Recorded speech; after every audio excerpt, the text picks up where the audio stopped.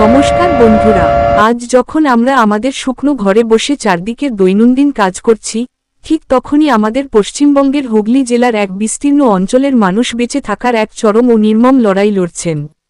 হ্যাঁ, আমি আরামবাগ মহকুমার কথা বলছি। দ্বারকেশ্বর, মুন্ডেশ্বরী আর শিলাবতীর জল আজ গ্রাস করেছে হাজার হাজার মানুষের স্বপ্ন, ঘরবাড়ি আর সাজানো সংসার।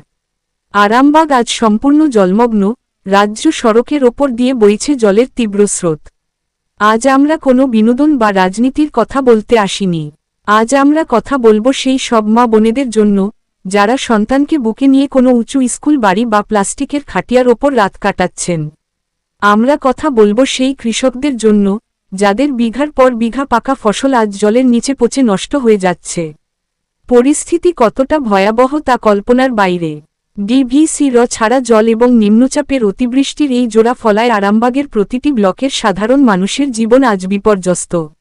আপনারা এই মুহূর্তে স্ক্রিনে যে দৃশ্যগুলো দেখছেন, তা কোনো সিনেমার দৃশ্য নয়। এটিই আজ আরামবাগের রূঢ় বাস্তব। বহু মাটির বাড়ি তাসের ঘরের মতো ভেঙে পড়েছে। সবচেয়ে বড় সংকট তৈরি হয়েছে শিশু ও বৃদ্ধদের নিয়ে। প্লাবিত এলাকাগুলোতে বিদ্যুৎ নেই, মোবাইল নেটওয়ার্ক প্রায় বিচ্ছিন্ন। বিশুদ্ধ পানীয় জলের তীব্র অভাব দেখা দিয়েছে। ডায়রিয়া বা অন্যান্য জলবাহিত রোগের আতঙ্ক তাড়া করে বেড়াচ্ছে দুর্গতদের। প্রশাসন উদ্ধার কাজে নামলেও দুর্গম অনেক গ্রামে এখনও মানুষ সামান্য শুকনো খাবার বা একটা ত্রিপলের জন্য অপেক্ষা করে আছেন। কিন্তু প্রশ্ন ওঠে, প্রতি বছর কেন আরামবাগকে এই একই যন্ত্রণার মধ্য দিয়ে যেতে হয়? কেন সামান্য বৃষ্টি বা বাঁধের জল ছাড়লেই এই এলাকা ভেসে যায়? চলুন এর পেছনের আসল ভূগোলটা একটু বুঝে নিই। আরামবাগ মহকুমাটি মূলত দ্বারকেশ্বর, মুন্ডেশ্বরী ও শিলাবতী নদীর অববাহিকায় অবস্থিত। যখন দামোদর উপত্যকা কর্পোরেশন বা ডিভিসি তার ওপরের দিকের বাঁধগুলো থেকে জল ছাড়ে, সেই জলের একটা বিশাল অংশ মুন্ডেশ্বরী এবং দ্বারকেশ্বর নদী দিয়ে প্রবাহিত হয়। কিন্তু দুঃখের বিষয় হল, এই নদীগুলোর নাব্যতা বা জল ধারণ ক্ষমতা বছরের পর বছর ধরে পলি জমার কারণে মারাত্মকভাবে কমে গেছে। নদী সংস্কার বা ড্রেজিং না হওয়ার কারণে সামান্য জল ছাড়লেই নদী অববাহিকা উপচে জল সোজাসুজি ঢুকে পড়ে আরামবাগের গ্রাম ও চাষের জমিতে ইডিওগ্রাফিক পিরিয়ড। ঘাটাল মাস্টার প্ল্যানের মতো এখানেও একটি সুনির্দিষ্ট এবং স্থায়ী পরিকল্পনার দাবি অনেক দিনের, কিন্তু তা বাস্তবায়িত না হওয়ায় সাধারণ মানুষকে বছরের পর বছর এই মাশুল দিতে হচ্ছে। প্রকৃতির এই চরম নিষ্ঠুরতার মাঝেও যে জিনিসটি আমাদের এখনও বাঁচিয়ে রেখেছে, তা হল মানুষের ভেতরের মানবিকতা।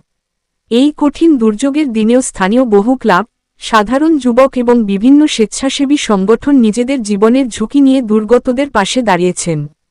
কেউ নিজেদের ঘরে রান্না করে খাবার পৌঁছে দিচ্ছেন, কেউ আবার দূর দূরান্ত থেকে ওষুধ ও শুকনো খাবার নিয়ে ছুটে আসছেন ইডিওগ্রাফিক পিরিয়ড। ঘরবাড়ি হয়তো ভেসে গেছে, কিন্তু আরামবাগের মানুষের বেঁচে থাকার এবং লড়াই করার যে মানসিকতা, তা কিন্তু প্রকৃতির এই জলস্রোত ভাসিয়ে নিয়ে যেতে পারেনি। এই মানুষগুলোর পাশে দাঁড়ানো আমাদের নৈতিক দায়িত্ব। বন্ধুরা, 30 মিনিটের এই দীর্ঘ আলোচনায় আমরা চেষ্টা করলাম আরামবাগের বর্তমান পরিস্থিতি আপনাদের সামনে তুলে ধরতে। আজ আমাদের কোনো ভেদাভেদ বা দোষারোপের রাজনীতি করার সময় নয়।